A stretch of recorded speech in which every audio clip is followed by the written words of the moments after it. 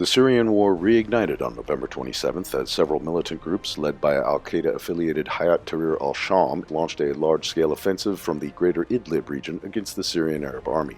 The offensive, codenamed Operation Deterrence of Aggression, began in the early morning with militants from HTS, the Turkestan Islamic Party, Jama'at al-Tawhid wal-Jihad, and several factions of the Turkey-backed Syrian National Army breaking through the SAA's main defense line in the western Aleppo countryside.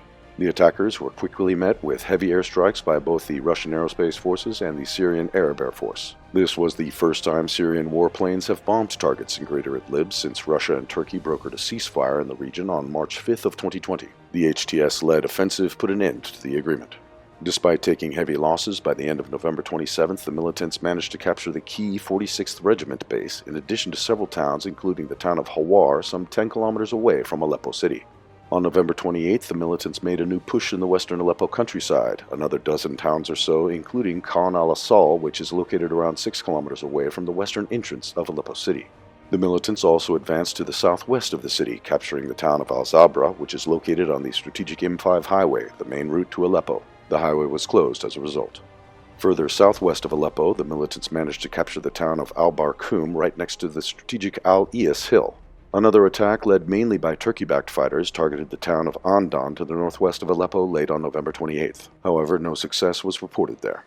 Separately, HTS and its allies launched on November 28th an attack in the southern Idlib countryside and managed to capture the towns of Dadkik, Kafir Batik, and Sheikh Ali along the M5.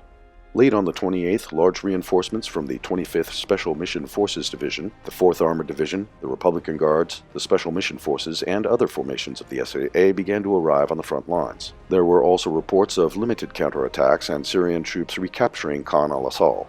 Still, the militants made more gains on November 29th, reaching the western outskirts of Aleppo City in the morning after capturing an abandoned military scientific research facility and imposing control of Al-Iyas Hill to the south.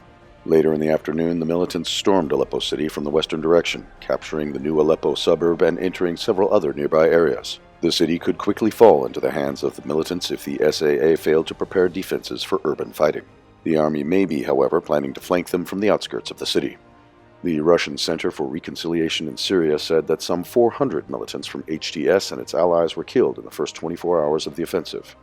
In the month leading up to the offensive, several reports talked about a plan by HTS and its allies to attack Aleppo City in order to take advantage of the distraction caused by the ongoing Israeli war on both the Gaza Strip and Lebanon. Moreover, Russian intelligence warned that the secret services of the Kiev regime were still active in Greater Idlib.